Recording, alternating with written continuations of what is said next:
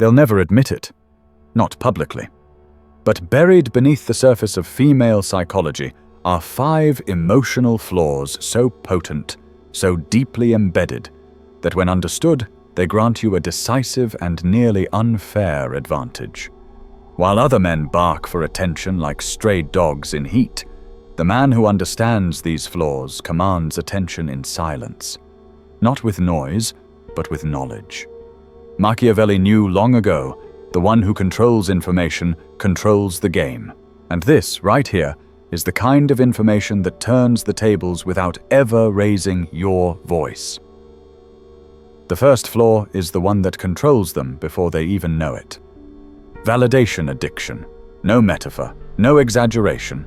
It's a literal chemical dependency.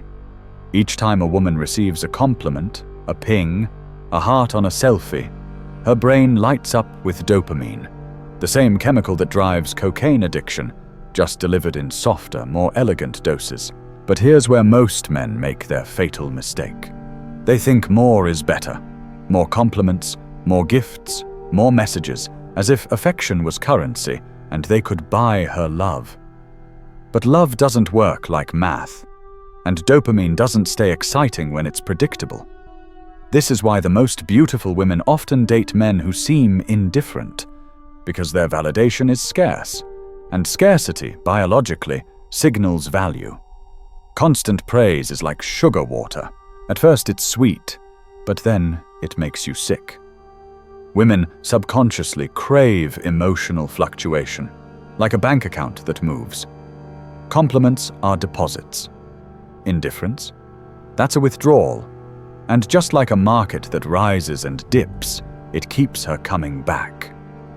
If you flood her with validation, her receptors burn out. But if you balance it like an investor, not a gambler, she becomes hooked. Not on you, but on the next emotional hit she hopes you'll give. Follow the 70-30 rule. Be present, kind, engaged, 70% of the time. But hold 30% back. Not to play games, but to preserve mystery. Don't just compliment her appearance. Any man can do that. Compliment her when she says something sharp. Praise her insight, her courage, her originality. Because beneath her beauty lies a deeper hunger, to be seen as more than a face.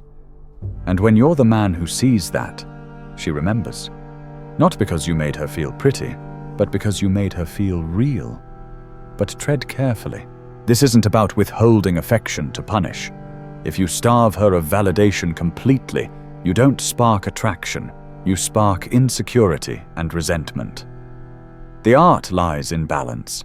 Enough to make her feel safe, but just enough uncertainty to keep her alert. Because boredom, not cruelty, is what kills desire.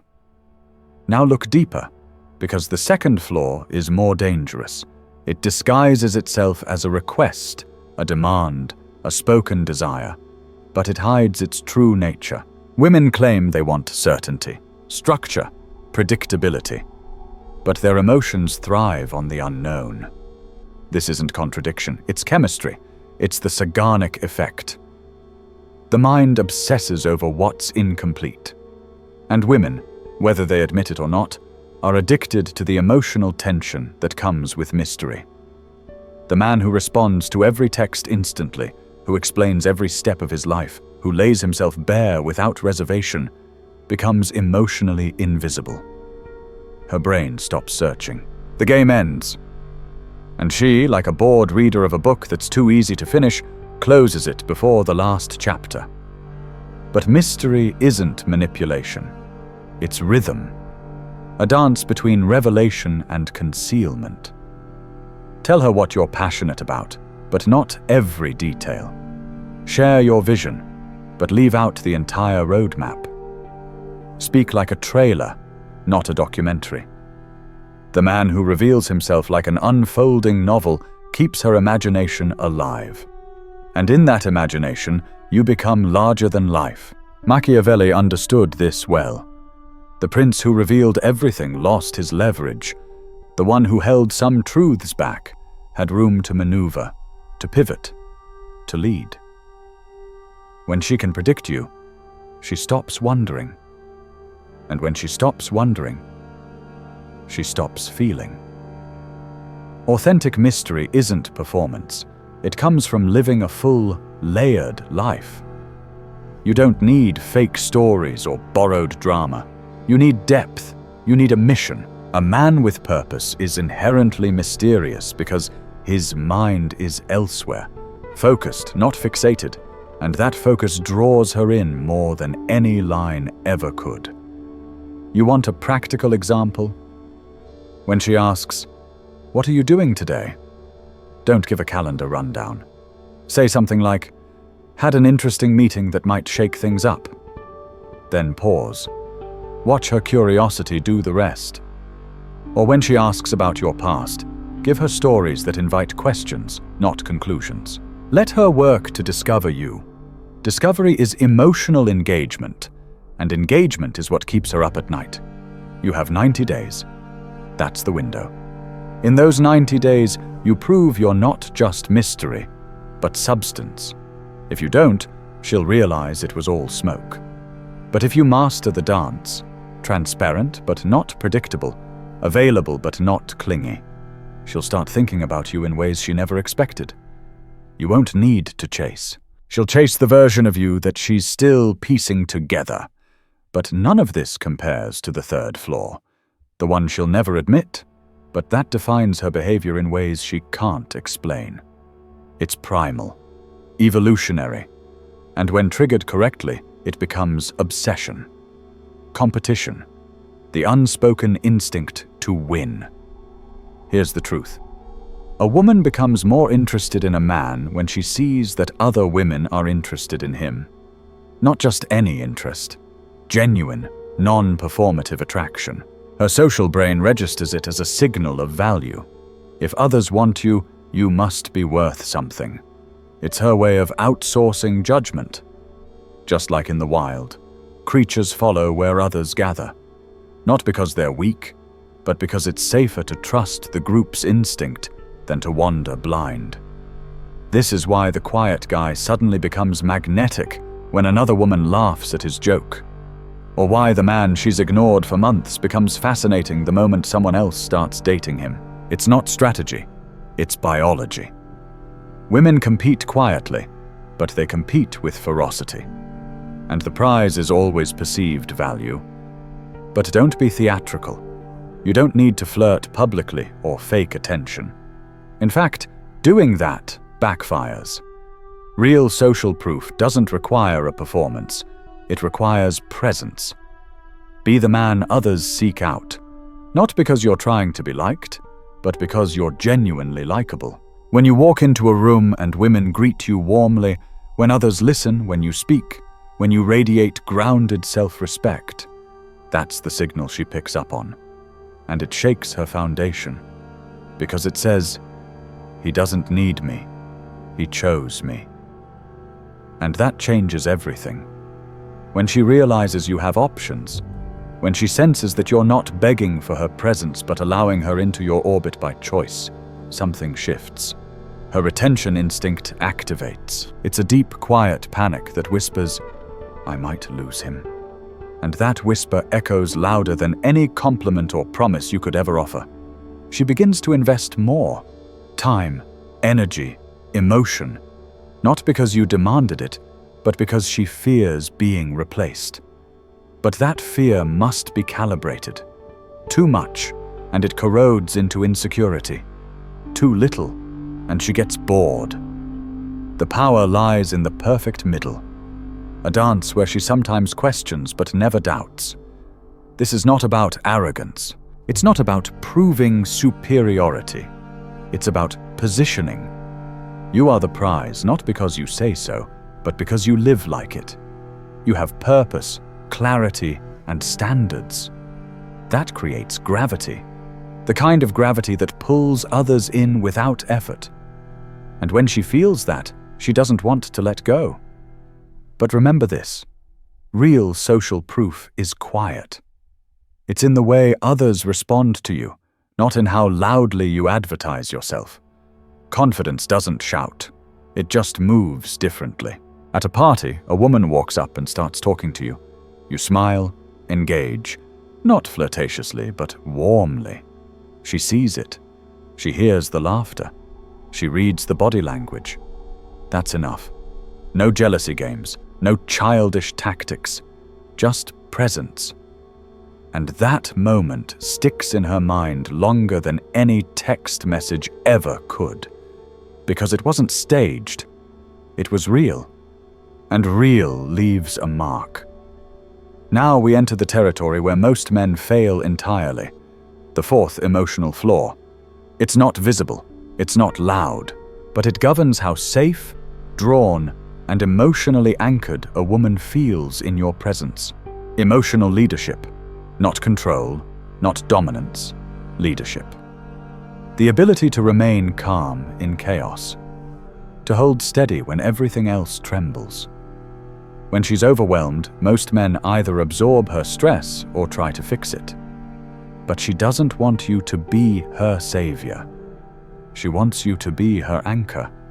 The one who listens without solving, who hears without panicking, who validates without crumbling. When she talks about her day and the frustration pours out, your job is not to analyze it.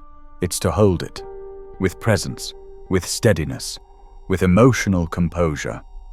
She needs to feel your nervous system is stronger than hers, that when her emotions spin, you don't spin with them. You don't freeze. You don't flee. You hold. And in that holding, she finds something rare. Safety. Not the kind that locks her in a cage, the kind that frees her to be all she is, without fear of judgment or collapse. Machiavelli knew that a leader who panics loses respect, but the one who holds stillness in the storm, he gains loyalty that lasts beyond reason. Your calm becomes her sanctuary. Your grounded energy becomes her reset. But let's be clear, emotional leadership doesn't mean being cold. It doesn't mean shutting down. It means responding instead of reacting. It means offering space instead of solutions. It means saying, "Tell me more," instead of, "Here's what you should do." And it means never making her feel like her emotional chaos threatens your foundation. Because when she feels she has to manage your reactions to her own pain, she loses trust. But when she knows she can be vulnerable without destabilizing you, that trust becomes unshakable. You become the one she turns to, not just in pleasure, but in pain. And that's when connection becomes loyalty. Now we reach the most sophisticated flaw, the one that separates amateurs from masters. Psychological personalization. It's the art of reading the unique blueprint of the woman in front of you and adapting your strategy to match her emotional DNA. Because not all women are the same. Not all flaws dominate equally. One woman craves validation above all. Another thrives on uncertainty. Another burns with competition. Your role is to observe, to listen, to decode. If she always seeks your opinion, if she needs compliments to feel secure, her dominant flaw is validation addiction. Praise her strategically. Not constantly, not generically. Make your words count. If she gets restless when you don't reply immediately, if she pushes for answers about your day, your plans, your past, her flaw is the uncertainty paradox. Don't become a closed book. Just don't become an open manual either. Leave space. Let her curiosity breathe. If she brings up other women, your exes, your female friends, if jealousy slips through her words even when she tries to hide it, her flaw is competitive instinct. Reassure her subtly. Let her feel chosen, not entitled. And if she tests you emotionally, pushes boundaries, or seeks drama, she may crave emotional leadership. Don't mirror her. Ground her. You personalize by recognizing her patterns and meeting them with calibrated response. This isn't manipulation. This is mastery. You don't apply the same strategy to every woman like pressing a universal button. You adapt. You adjust. You attune. But this is where ethical intelligence must rise above primal advantage. Because these flaws, these patterns, they're not to be weaponized. They're to be understood. You don't use her insecurities to control her. You recognize them to connect deeper. You don't exploit her need for validation to inflate your ego. You affirm her with respect. When she's anxious from uncertainty, you don't twist the knife. You offer just enough stability to keep her heart safe, without killing the mystery. When she competes, you don't provoke rivalry. You create clarity. And when she opens up emotionally, you don't freeze or fix. You lead her to calm. Because the goal isn't conquest. The goal is connection. The kind of connection that doesn't rely on performance, but on presence, on deep understanding, on the courage to know her fully, flaws and all, and still choose her, not because she's perfect, but because you see her clearly. These emotional flaws are not malfunctions. They're human. They're echoes of past pain, social conditioning, biological drives. And when you honor them instead of exploiting them, you become the rare man she didn't know she needed. Not the man who dominates her, but the man who understands her so deeply that she blooms in his presence. And that's where everything shifts. When she feels that depth, that intentionality, that mastery, not of her but of yourself, she doesn't just feel attraction, she feels respect. And respect is the root of devotion. Mastering these flaws doesn't mean pretending. It means becoming the kind of man who no longer needs to chase, manipulate, or impress. It means becoming the man who attracts without effort because he understands without ego. And that understanding, when wielded with integrity, becomes power. Not power over her, power over the game itself. But power, real power, isn't loud. It's quiet, measured, deliberate. It shows itself in how you walk into a room, how you make decisions, how you listen.